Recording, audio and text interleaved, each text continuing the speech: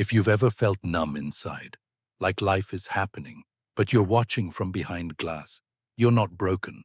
You may be stuck in what psychologists call the freeze response.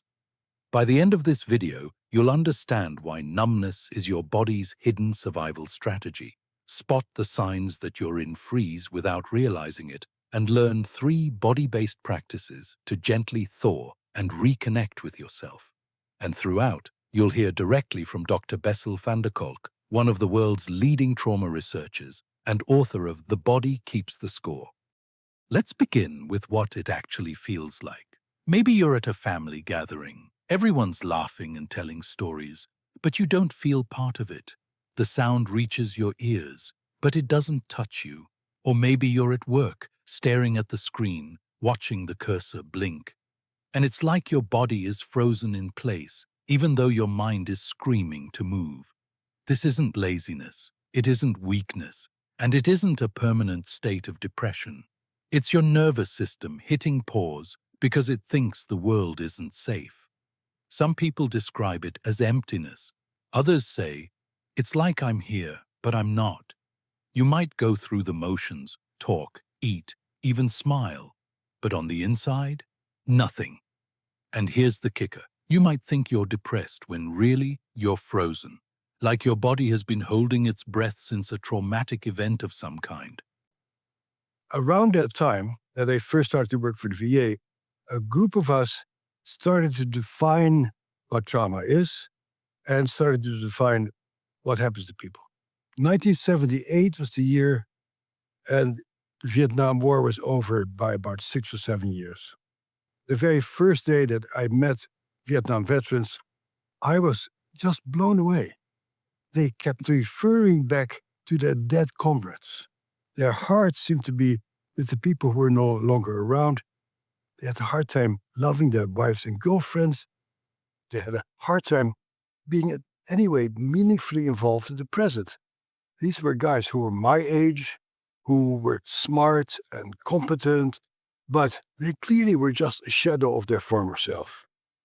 And what was also really striking is they were sort of passive much of the time, and then people told them something that was disappointing, and they went from 0 to 10 and blew up and became extremely angry.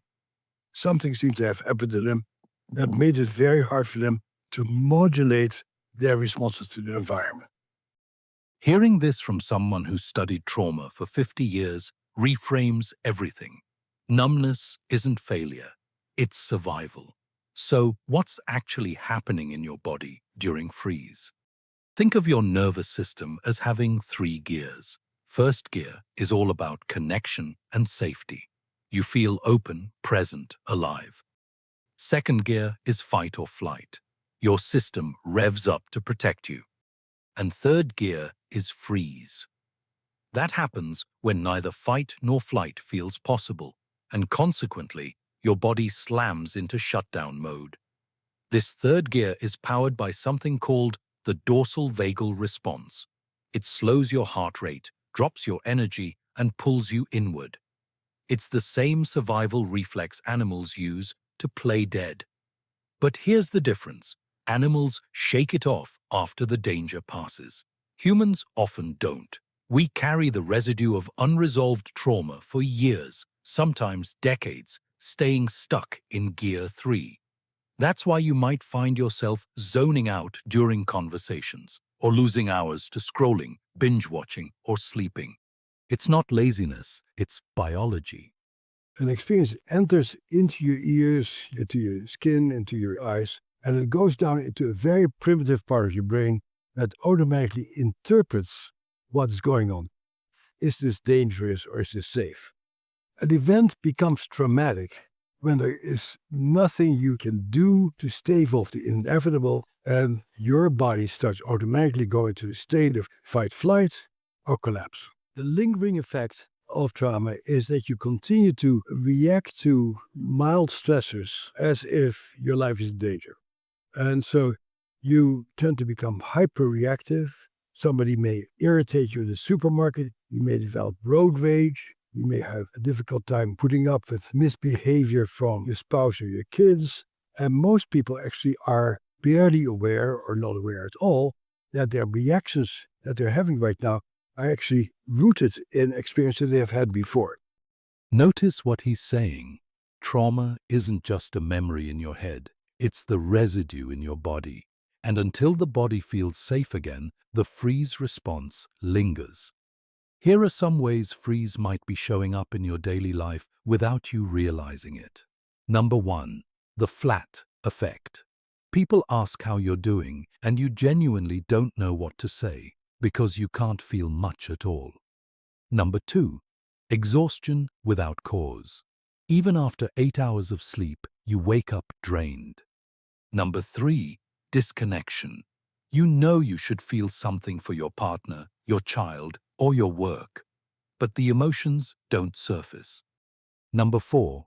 Overthinking. When the body shuts down, the mind races. You analyze, replay, and catastrophize, but you don't act.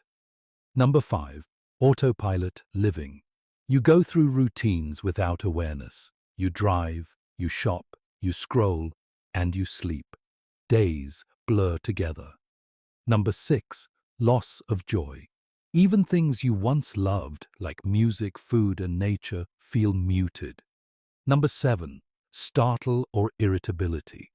Oddly enough, numbness and overreaction often coexist. You may be frozen most of the time and then have sudden explosions. Sound familiar? If so, you may not be broken. You may be frozen, but the most dangerous part of freeze isn't the numbness itself. It's believing the numbness is you, believing you're permanently detached, when in reality you're in a temporary survival state that can shift. This whole notion that you can really talk people out of feeling a particular way, I think is really mistaken. I think we cannot do that. I'm not at all saying that talking is not helpful. Having a story for what happened to you is terribly important, but being able to tell the story doesn't make the sensations go away. So it's very important to provide people a visceral experience of how it can be different. I had a patient who was so chronic, not doing well, we had supportive therapy, but nothing was moving. And then one September, we see each other after the summer break, and she walks into my office, and there's a new person. And I say, "What happened to you?" She said, "Oh, nothing. Did you do anything unusual?" "Oh, yeah, I took boxing lessons." And it turned out that the boxing lessons had completely changed the way that her body moves through the world, because the boxing lessons had given her a feeling of, if somebody assaults me, I can hit him and punch him. And they had the experience of, wow, that feels really good. I can stand up for myself. And so it's very important for traumatized people to have experiences that directly contradict the helplessness and the despair of a trauma. This is why freeze can be so confusing. Logically, you know the past is over, but your body is still living inside it. So how do we begin to unfreeze? Not by force, and certainly not by willpower. We begin by gently inviting the body back into safety. Here are 3 practices you can try. Number 1. Orienting. Right now, look around the room. Slowly name 5 things you can see. Then 4 things you can hear. Then 3 things you can touch. This simple exercise tells your nervous system, I'm safe here. Number 2. Micro movements. Don't push yourself into a punishing gym session. Instead, let your body find tiny movements. Shake out your hands, stretch your spine, hum a tune, rock gently side to side. Movement whispers to your body, it's okay to come back online. Number 3. Soothing rhythm. Trauma often disrupts the body's natural rhythms. You can reset them with breath, drumming, dancing, or even just walking to a steady beat. The body loves rhythm. It's a signal of safety and belonging. And the big challenge of treating trauma is, how do we help people to live in bodies that feel fundamentally safe? What is very clear is that very good psychotherapy is actually quite helpful. Not to fix people, but helping people to acknowledge, like, oh my God, that was terrible what happened to me. And I need to take care of the wounds that I'm carrying inside of myself. This issue of self-compassion and really knowing that your reactions are understandable is a terribly important part of beginning to recover from trauma. For me, the opening to a new world came when some people in my clinic started to do something very strange called EMDR, eye movement desensitization and reprocessing. You ask people to call up the memory of what you saw back then, what you felt back then, and then what you do is that you ask people to follow your fingers as you move your fingers from side to side. And my first reaction is like, man, stop this crazy nonsense. This is a crazy method. And then I got to see some of the results. I go like, wow, this is interesting. Wiggling your fingers in front of people's eyes as they think about the trauma made the trauma go away. This crazy eye movement desensitization actually changed the circuitry of the brain to interpret your current reality from a different angle. This had amazing effects on people being able to let go of what happened and say, yes, that's what happened to me, and it happened a long time ago. It's not happening right now. That was the first time that I saw a non-conventional technique have a very profound effect. And then we studied yoga. Maybe if you do yoga, you can open up your relationship to your body. You learn how to breathe calmly. You learn to pay attention to yourself. You get to see how different movements and different postures affect you.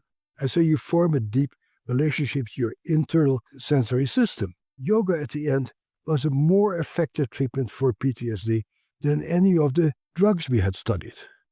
Notice how simple these are.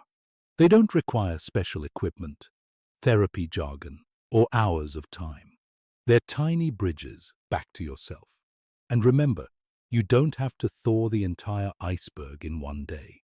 Even one crack of warmth or one spark of feeling is a victory. Do this with me now. Wherever you are, pause. Put your phone or screen down for a moment. Close your eyes if you can. Now notice your body. Where does it feel shut down? Then take a slow breath in, 2, 3, 4, and let it out. Feel your shoulders drop. You are here. You are safe enough in this moment to feel one breath. If this resonated, don't stop here. I've created a free emotional release audio journey to guide you deeper into healing. You'll find the link in the description. And please remember, numbness is not brokenness. It's your body waiting to feel safe again. And safety, slowly, gently, can and will return.